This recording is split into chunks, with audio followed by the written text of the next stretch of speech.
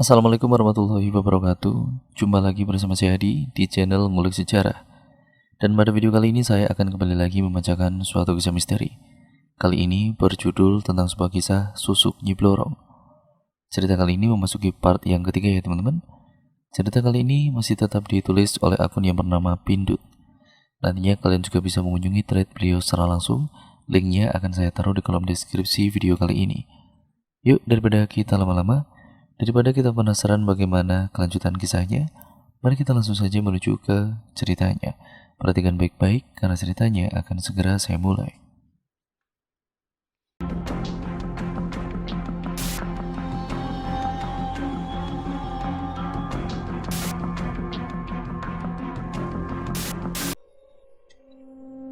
Putri tersenyum kecil setelah melihat kepulan asap itu menghilang dari pandangannya. Bram yang tidak mengetahui bahwa sang nenek sudah pergi, malah harus terus berbicara soal neneknya masih duduk di sampingnya. "Nek, maafin Bram ya nek, belum bisa membawa menantu pilihan nenek. Padahal aku ingin sekali nenek melihat Bram menikah. Tapi ya sudahlah, mau bagaimana lagi? Bram janji bakal mendapetin menantu seperti idaman nenek. Oke," sahutnya bersemangat. Seketika itu Putri tertawa mendengar ucapan Bram yang terdengar seperti anak kecil. "Kok kamu ketawa, Put? Kamu bohongin aku ya?" ujar Bram menatap Putri yang masih tertawa. "Bukannya gitu, nenek kamu itu sudah pergi dari tadi," sahut Putri masih dengan senyum kecilnya. "Lah, kok kamu gak ngasih tahu sih?" Bram kembali ke posisinya dan tersipu malu. "Gimana mau ngasih tahu orang kamunya ceriwis gak berhenti-berhenti gitu?" Bram menatap Putri yang masih tersenyum. Hatinya bergetar seperti ada pertunjukan drum band yang ditabuh di dalam hatinya. Pria itu merasa senang saat melihat wanita di hadapannya itu terlihat ceria. "Ternyata kamu cantik juga kalau lagi senyum," ujar Bram seketika. Ucapan Bram itu sontak menyadarkan Putri dan membuat wanita itu menjadi salah tingkah. "Nih, udah selesai. Aku udah nulis resepnya. Kamu bisa ambil obatnya di luar." "Makasih ya, karena udah nyampein pesanku kepada nenek dan juga untuk ini." Bram mengangkat tangannya yang terbalut perban. Putri hanya mengangguk dan tersenyum mendengar ucapan Bram.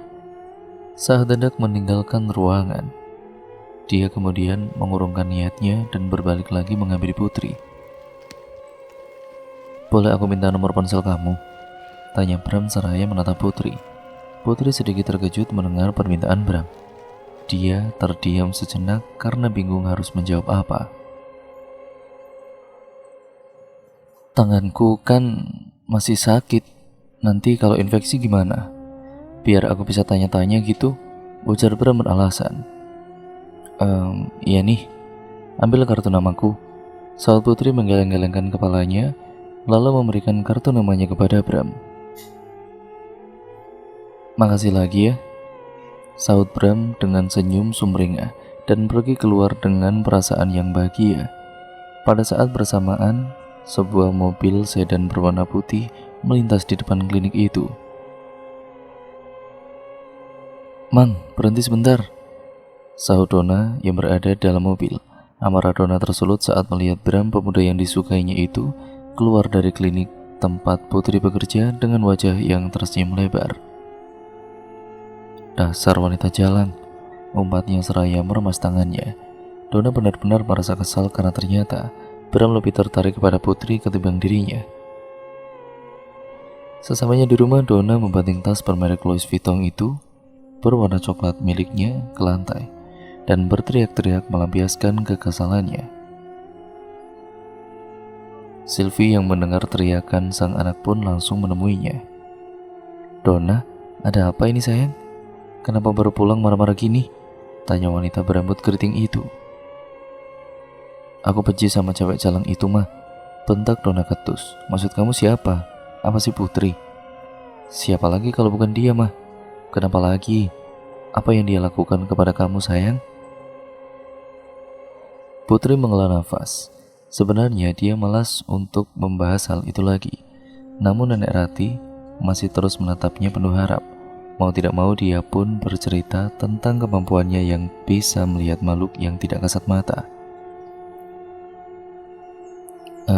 Apa kamu percaya kalau di dunia ini ada orang yang bisa melihat sosok lain di sekitaran kita?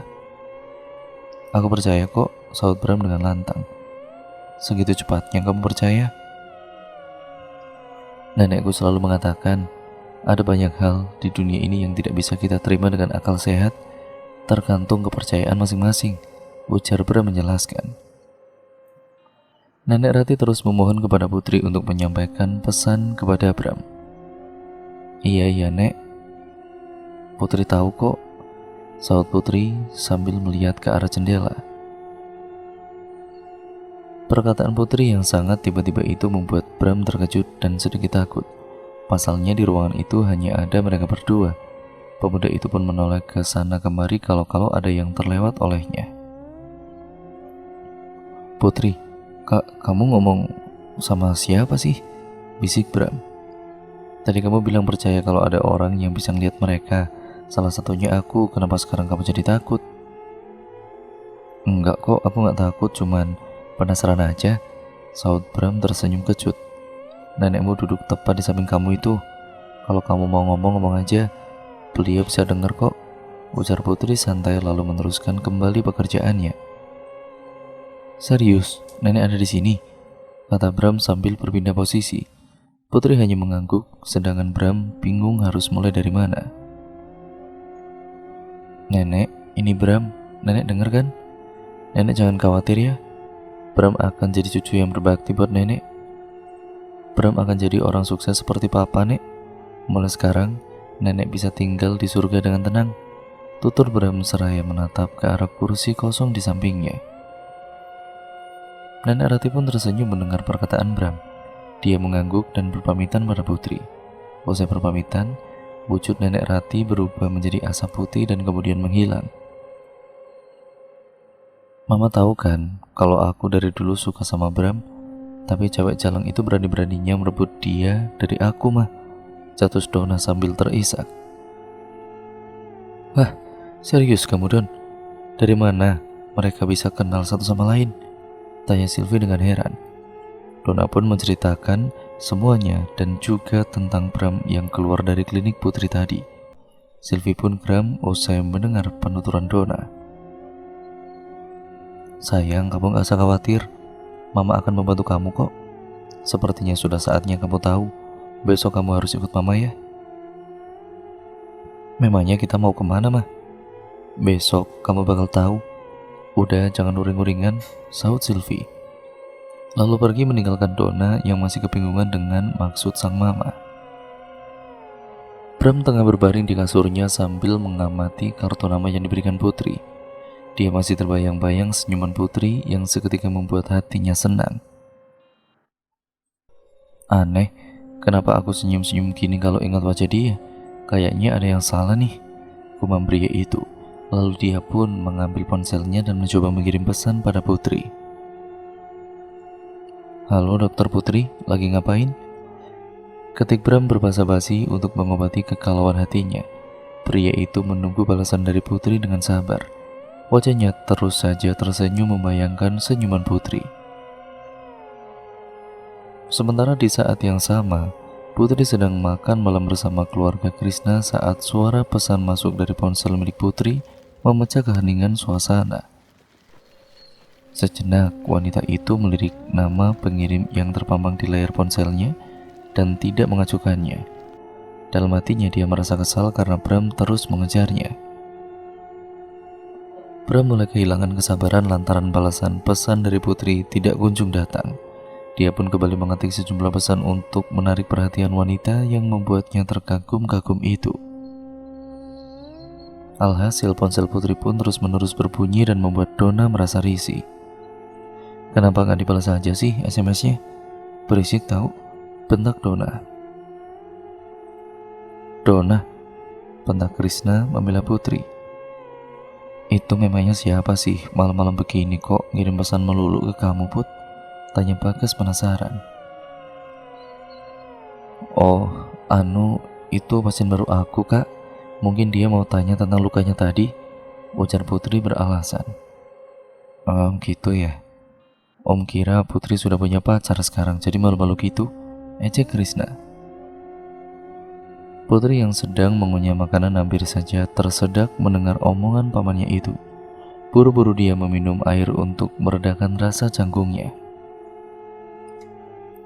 Enggak om, Putri nggak punya pacar kok, pantahnya seraya mengatur sikapnya kembali. Putri, kamu adalah wanita yang baik, dan om berharap kamu bisa mendapatkan laki-laki baik pula, tutur Krisna, dan dijawab dengan anggukan oleh Putri. Kalau cowok itu jahat sama kamu, bilang ke kakak ya, ntar kakak ajar dia. Salah Bagas. Ah, Kak Bagas apaan sih? Serius, Putri belum punya pacar. Wanita itu pun menunduk tersipu malu. Melihat pemandangan itu, Donna tiba-tiba menggebrak meja dengan kasar. Dia benci melihat keakraban Putri dengan keluarganya. Aku udah kenyang mah, aku balik ke kamar dulu, ucapnya sambil berlalu begitu saja. Kenapa tuh anak? Sahut Bagas seraya menggeleng melihat tingkah laku adiknya. Ini semua gara-gara papa sama kamu guys. Udah mama juga udah kenyang. Sylvie ikut pergi meninggalkan mereka bertiga yang masih keheranan. Putri yang merasa suasana itu menjadi tidak nyaman ikut meninggalkan meja makan. Om, Kak Bagas, Putri juga udah kenyang. Putri balik ke kamar dulu ya. Pamit Putri. Setelah sampai di kamar, Putri langsung menelepon Bram sebelum ponselnya meledak karena pesan yang menumpuk dari pria itu. Halo, ada apa sih? Tanya Putri dengan ketus begitu telepon diangkat. Aku kira kamu sudah tidur. Jam segini biasanya kami semua masih makan, jawab Putri. Oh maaf ya kalau aku ganggu. Aku benar-benar gak tahu, ujar Bram lirih. Aku udah selesai. Ada perlu apa? Besok siang aku ke klinik ya. Aku gak tahu cara ganti perban dan kayaknya ini perban udah kotor banget deh. Aku takut infeksi, bisa kan? Bram pun kembali beralasan, padahal niatnya hanya ingin bertemu dengan Putri lagi. Ya udah datang aja besok, sahut Putri dan mengakhiri panggilannya. Keesokan harinya Bram datang ke klinik dan langsung menuju ke lobi. Sus, apa dokter Putri ada di ruangannya? Tanya Bram. Oh bentar ya, saya telepon dulu, sahut suster itu. Setelah menunggu beberapa saat, suster itu pun mempersilahkan Bram untuk masuk menemui Putri. Mas langsung masuk aja, dokter Putri sudah menunggu kok. Makasih ya sus, permisi dulu, sahut Bram dan berlalu pergi.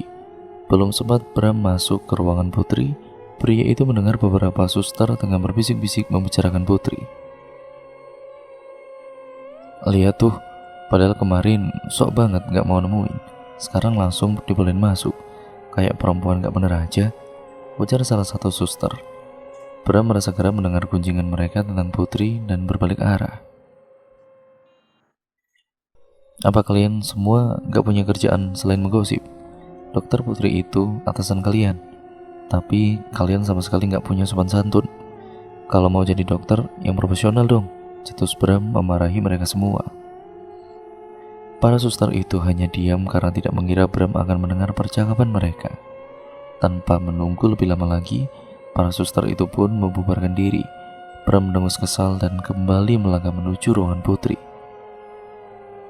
Tiba di ruangan Putri, Bram masih belum bisa melupakan kunjungan para suster tadi. Wajahnya terlihat kesal dan juga marah. Suasana hati kamu sedang buruk ya? Kok jelek gitu mukanya? Tanya Putri.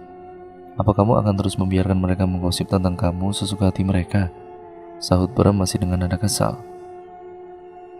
Putri langsung memahami maksud perkataan Bram dan berusaha mengalihkan pembicaraan. Dia tidak ingin membahas hal yang membuat perasaannya itu kesal. Sini tangan kamu. Niat kesini mau ganti perban atau mau ngomelin orang sih? Sahut Putri yang mencoba menenangkan hati pria itu. Tahu nggak apa yang dikatakan mereka tentang kamu? Aku tahu kok, udah biasa bagiku, sahut Putri dengan santai. Kamu tuh kelewat baik ya, kenapa gak ditegur aja sih? Begitulah pinta Bram. Aku gak suka memperpanjang masalah, ntar juga mereka berhenti sendiri kok. Beberapa lama kemudian terdengar suara pintu diketuk. Tok tok tok. Iya masuk, sahut Putri. Terlihat Suster Ana dan kedua orang temannya pun memasuki ruangan Putri. Iya ada apa sus? Tanya Putri sambil membersihkan luka di pergelangan tangan Bram. Begini dok, kami mau minta maaf atas sikap kami ke dokter selama ini. Kami gak bermaksud melanggar kesopanan kami dok. Kami janji tidak akan mengulanginya lagi. Dokter mau memaafkan kami kan? Tutur Suster Ana meminta maaf dengan tulus. Putri sedikit terkejut mendengar perkataan tulus dari Suster Ana. Dia pun tersenyum dan berkata, sebelum kalian berbuat salah, saya ini sudah memaafkannya kok. Jadi jangan dipikirin lagi ya. Beneran dok? Terima kasih dok. Dokter memang sangat baik. Ya sudah, kalian boleh pergi makan siang sekarang. Putri pun memberikan izin pada kedua suster itu untuk beristirahat dulu. Iya, dokter juga jangan lupa makan. Kami permisi dulu ya dok. Putri menatap Bram dan pria itu pun balik menatapnya. Makasih ya, seumur-umur aku kerja di sini belum pernah mereka meminta maaf sampai segitunya. Kalau kamu mau berterima kasih, traktir aku makan siang dong, biar impas. Tawar Bram.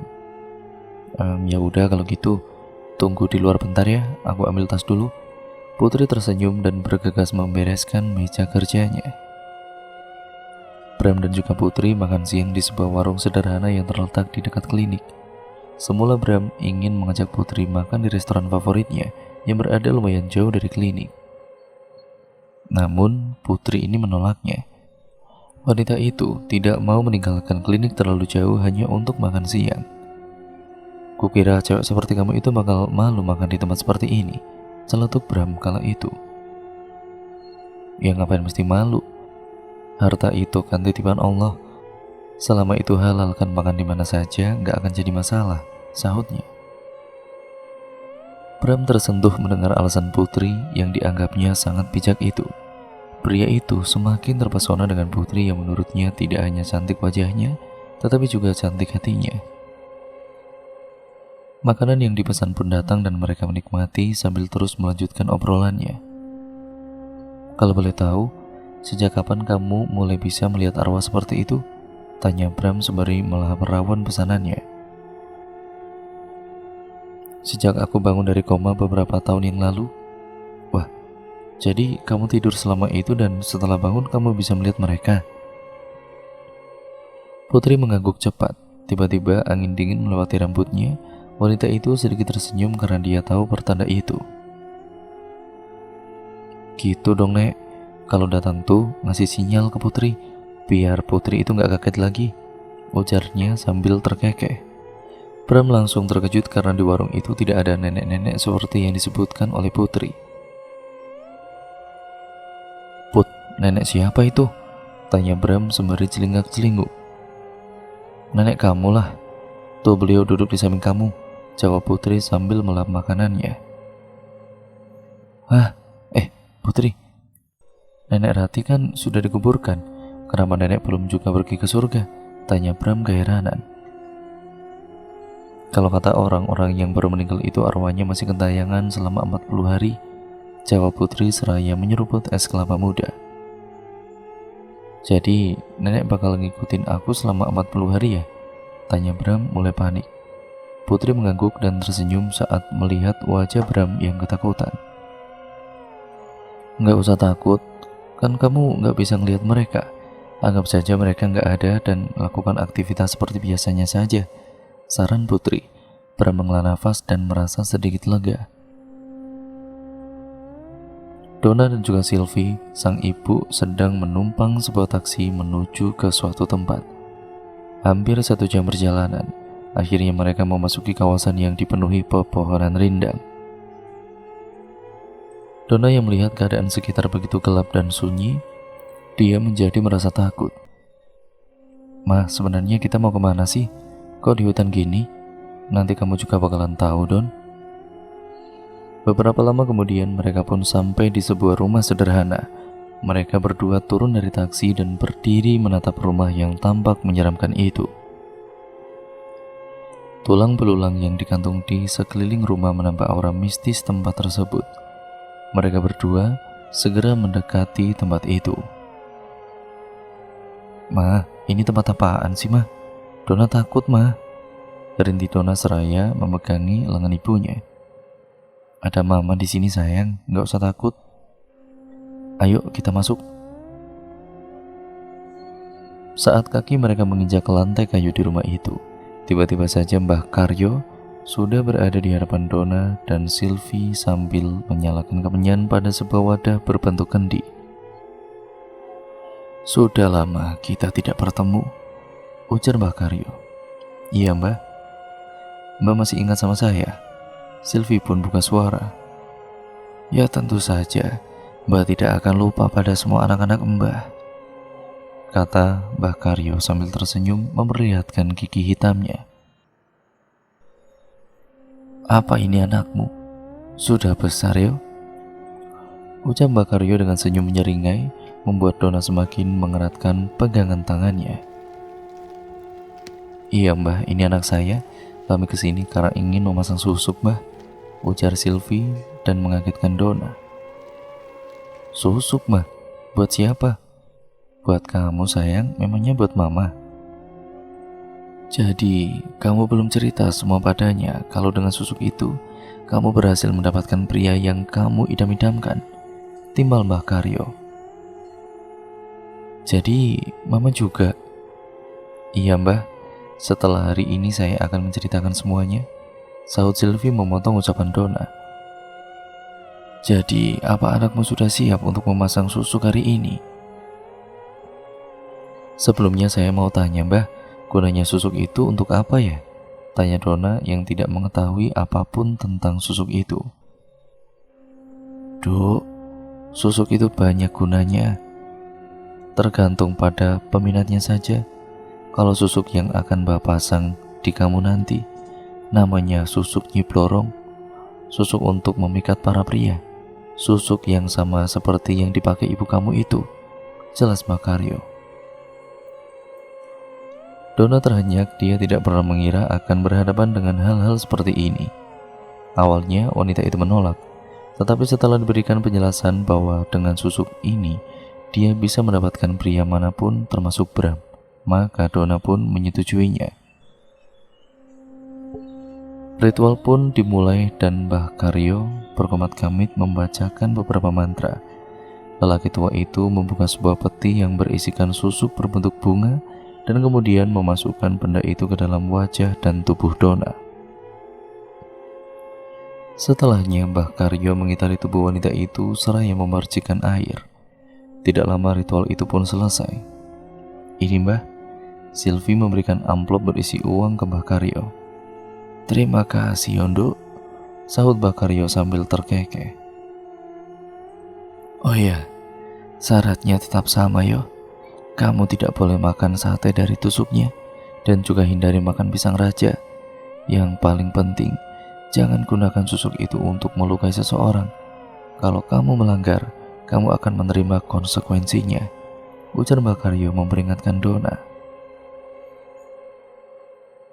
"Iya Mbah, kami mengerti. Saya akan menjaga Dona supaya menuruti perintah Mbah," sahut Silvi. Mereka pun undur diri dari rumah itu. Semenjak memakai susuk, Dona merasakan perbedaan pada dirinya. Namun dirinya masih belum bisa percaya begitu saja bahwa susuk yang dipakainya itu benar-benar bisa menaklukkan Bram, dan hal itu membuatnya semakin tidak sabar untuk mencoba khasiat dari susuk itu.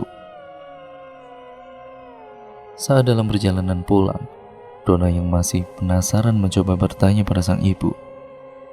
"Jadi ini rahasia Mama bisa menaklukkan Papa?" tanya Dona.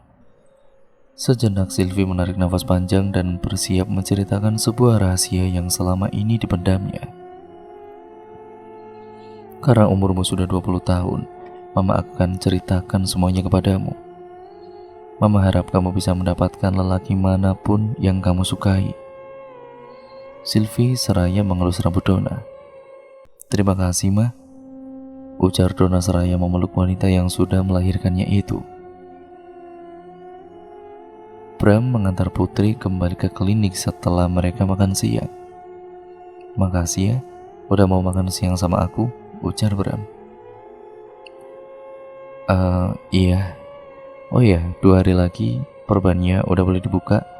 Hati-hati jangan terluka lagi," sahut Putri kemudian berlalu memasuki klinik. Bram senyum-senyum sendiri mendengar ucapan Putri. Pria itu benar-benar terpesona dengan Putri. "Wah, manisnya," batin Bram seraya menatap Putri yang berlalu pergi. Keesokan harinya, Donna berjalan menuju ke ruangannya di rumah sakit tempatnya bekerja. Ketika ia berjalan melewati beberapa orang, terlihat mata mereka terkagum-kagum menatap Donna. Tanpa mereka sadari, ada sesosok wanita berkebaya hijau sedang menari dengan gemulai di belakang Donna. Sosok wanita itu bergoyang sambil menghentakkan kaki dan selendang di tangannya. Matanya hitam, benar-benar hitam pekat, dan menyihir semua orang yang ada di sana. Mereka terbius pesona mistis yang terpancar dari susuk di wajah Donna. Namun di antara mereka yang terdekat itu, hanya ada satu orang pria yang tidak terpengaruh pesona mistis Donna, yaitu Bram. Pria itu dilindungi oleh arwah nenek Rati yang sengaja menutup mata batin cucunya itu supaya tidak terpikat muslihat Donna itu. "Bram, lihat itu Donna. Semakin cantik aja dia itu ya," ujar Ridwan dengan mata berbinar-binar menatap Donna. "Biasa aja," jawab Bram datar. "Kamu itu buta apa gimana sih? Lihat itu baik-baik. Donna itu sudah cantik, seksi, dan kaya pula. Dia itu idaman para pria banget," ucap Ridwan yang semakin tergila-gila melihat kecantikan Donna. "Udah ah, kalau kamu naksir dia ya sana kejar dia. Aku mau ke perpustakaan aja, mau cari bahan makalah," sahut Bram dan pergi meninggalkan temannya itu. Donna pun datang menghampiri Ridwan dan menyapa pria itu. "Hai Ridwan," sapa Donna sambil tersenyum manis. "Iya, hai Donna. Kamu tambah cantik aja," ucapnya terbata-bata. "Makasih Ridwan. Oh iya, Bram kemana ya? Dia baru aja ke perpustakaan tuh." "Oh baiklah Ridwan." Donna pun berlalu pergi meninggalkan Ridwan yang menganga karena terbius pesonanya. Bram sedang sibuk mencari buku di perpustakaan untuk bahan presentasi setiap sebulan sekali di rumah sakit tempatnya bekerja, saat tiba-tiba angin dingin melewati tubuhnya. Pria itu kemudian menoleh karena merasa seperti ada seseorang yang baru saja lewat. Bulu kuduknya seketika berdiri saat dia mendapati tidak ada seorang pun di sana. Bram pun kemudian kembali mencari buku yang diinginkannya. Sementara itu di sisi lain, tampak 2 sosok makhluk tidak kasat mata sedang terlibat perseteruan sengit. "Jangan berani kamu mengganggu cucuku," bentak nenek Rati kepada Nyi Blorong itu. "Tidak ada seorang pun yang bisa mengalahkan pesonaku, apalagi hanya wanita tua bangga sepertimu," tegas Nyi Blorong yang berbaju hijau itu. Mereka tampak saling memandang dengan penuh emosi. "Hai Bram," sahut Donna yang tiba-tiba sudah berdiri di samping Bram dan membuat pria itu terkejut. "Astagfirullah, bikin kaget aja kamu Don," ucap Bram sambil memegangi dadanya. Jantungnya berdegup kencang karena terkejut. "Maaf Bram, kukira kamu gak bakal kaget." Iya gak apa-apa kok," sahut Bram yang mulai mudah merasa takut dan terkejut semenjak tahu bahwa Putri mampu melihat makhluk tidak kasat mata. Hal itu membuatnya selalu waspada saat melihat atau merasakan hal ganjil di sekitarnya. "Bram, kita makan siang yuk," ajak Donna. Ya udah yuk, aku juga lapar," sahut Bram setelah berpikir sejenak, lalu kemudian mengembalikan buku yang dipegangnya. Donna terlihat senang karena berpikir bahwa susuk yang dipakainya benar-benar manjur. Sebelumnya Bram tidak pernah mengabulkan ajakannya dalam sekali ucapan. Nah, pria itu selalu saja mencari alasan untuk menolak ajakan Donna.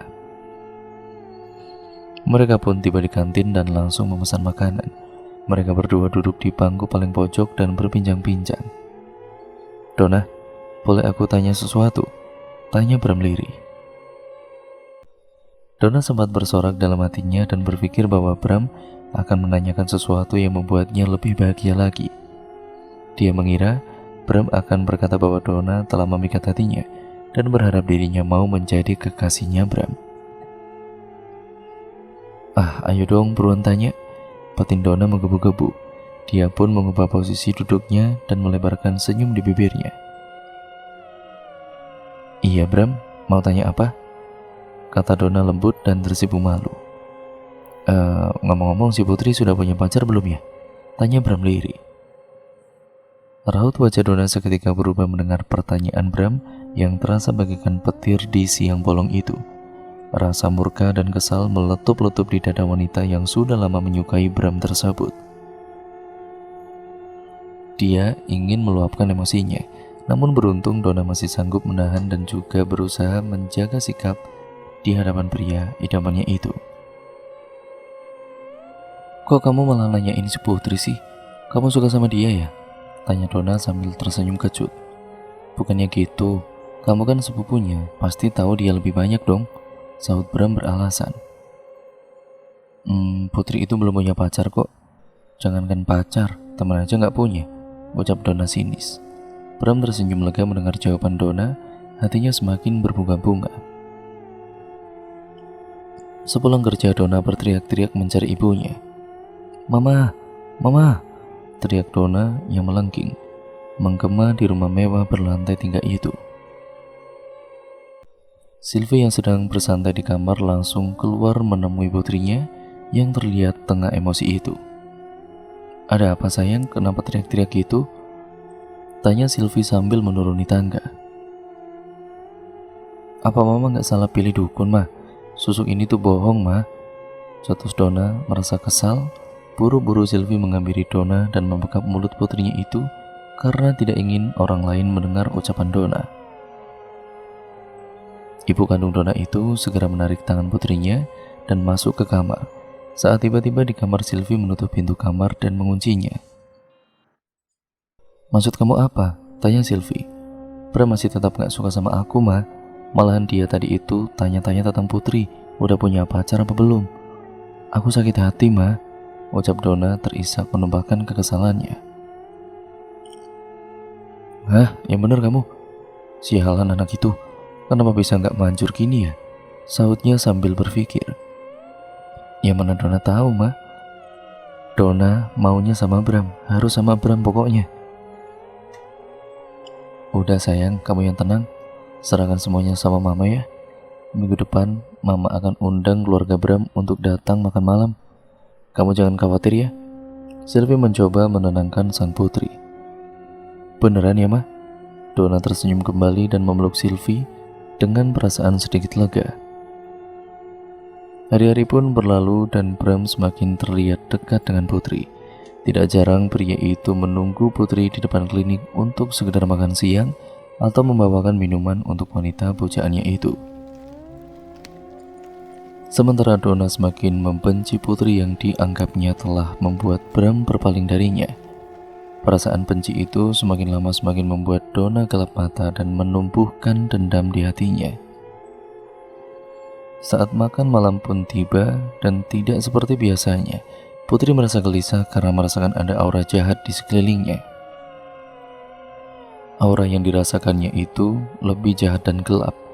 Berulang kali Putri mencoba untuk bersikap tenang, seolah-olah tidak ada apa-apa. Namun Putri tidak bisa mengelak. Saat dia melihat sosok wanita berbaju hijau yang selalu mengikuti Donna itu terus menatap tajam ke arahnya, seolah tahu bahwa Putri bisa merasakan dan juga melihat kehadirannya. Hal itu membuat Putri kehilangan selera makan dan terus menundukkan kepalanya untuk menghindari tatapan sosok menyeramkan itu. "Don, apa kamu habis perawatan? Kok tambah cantik gini?" Bagas, kakak kandung Donna, mulai memuji pesona sang adik. "Ah, kakak bisa aja. Kan aku emang udah cantik dari lahir. Siapa dulu dong, mamanya?" sahut Donna dengan bangga. Iya nih, anak papa jadi tambah cantik ya. Udah bahaya ini, bisa-bisa diculik orang nanti. Timbal Krishna turut menggoda sang putri. Ah, papa, bercandanya kelewatan deh. Donna tertawa puas, setidaknya dia mendapatkan dukungan dari ayah dan kakaknya karena sihir dari susuk itu. Mereka semua tertawa sambil terus menggoda Donna yang terlihat semakin cantik dan menarik. Semua bergembira menikmati makan malam dan obrolan segar itu. Hanya putri seorang yang tidak merasakan kegembiraan itu karena diselimuti rasa takut dengan sosok wanita yang terus berada di belakang Donna. Keringat dingin terus mengucur dari pelipisnya dan membuatnya gemetaran. Putri, kenapa kamu kok gemetaran gini? Tanya Krishna yang melihat keponakannya itu hanya menunduk saja. Om, Putri sedikit pusing. Putri minta izin makan di kamar aja ya, pintanya. Putri sakit ya? Kita periksa yuk, biar Kak Bagas yang antar, kata Bagas yang juga terlihat khawatir melihat wajah Putri yang memucat. Gak usah kak, lagian kan mungkin cuma kecapean. Putri ke kamar dulu ya kak, maaf semuanya. Putri pamit duluan, saut Putri sambil berlalu meninggalkan ruang makan. Saat tiba di dalam kamar, Putri mencoba mengatur napasnya yang terengah-engah. Dia begitu takut karena jarang melihat arwah yang langsung menatapnya dengan tajam seperti itu. Tidak beberapa lama Bu Ina datang menyusulnya ke kamar sambil membawa nampan berisi makanan. Non, ini makanannya, Mbok taruh sini ya, ujar wanita tua itu, tetapi Putri tidak menyaut sama sekali. Non Putri, Non kenapa? Mbok Ina memanggilnya dengan agak keras dan membuat Putri tersentak mendengarnya. Oh iya ya Mbok, maaf Putri ngelamun, makasih udah anterin makanannya, saut Putri. Non jangan mikir yang enggak, habis makan langsung minum obat ya, terus istirahat, pinta Mbok Ina dan disambut senyuman oleh Putri. Selesai makan, Krishna mendatangi kamar Putri untuk melihat keadaan sang keponakan. Putri sudah selesai makan belum? Tanya Krishna yang baru saja masuk ke kamarnya. Sudah om, baru aja kok. Jangan lupa obatnya diminum ya, pinta pria berkacamata itu. Iya om, saut Putri. Besok kamu gak usah kerja dulu aja, jangan ke klinik, om merasa kamu pasti kecapean. Tapi om, Putri masih banyak pasien, bantahnya. Putri gak usah khawatir, besok om akan meminta salah satu dokter dari rumah sakit untuk gantiin kamu di klinik. Sementara itu Putri harus banyak istirahat dulu ya, oke? Putri terdiam, dia tidak ingin menolak niat baik yang sudah diucapkan sang paman. Ya udah kalau gitu om, maafin Putri yang selalu ngerepotin ya. Putri itu gak boleh bilang seperti itu, kita ini keluarga dan sudah seharusnya om menjaga kamu. Sekarang kamu istirahat ya. Krishna membelai rambut Putri yang panjang itu. Dan cerita pun kemudian bersambung lagi ke part yang selanjutnya, yaitu part yang keempat ya teman-teman. Jadi untuk kalian yang penasaran bagaimana akhir dari kisah ini, kalian harus tonton di part 4-nya nanti. Pokoknya tetap stay tune terus di channel ini. Jangan lupa like, comment, dan share, serta subscribe untuk kalian yang baru mampir. Pokoknya dukung terus channel ini ya teman-teman, dengan cara ya seperti itu. Pokoknya subscribe dan nyalakan tombol lonceng notifikasinya agar kalian tidak ketinggalan video terbaru selanjutnya dari channel ini. Karena dengan itu notifikasinya video terbaru dari channel ini akan masuk ke HP kalian. Sekian ya teman-teman, video ini saya akhiri. Kurang lebihnya mohon maaf apabila banyak salah kata ataupun narasi kurang jelas ataupun mungkin terlalu cepat atau terlalu lambat. Saya mohon maaf yang sebesar-besarnya. Video ini saya akhiri. Kurang lebihnya mohon maaf. Wassalamualaikum warahmatullahi wabarakatuh.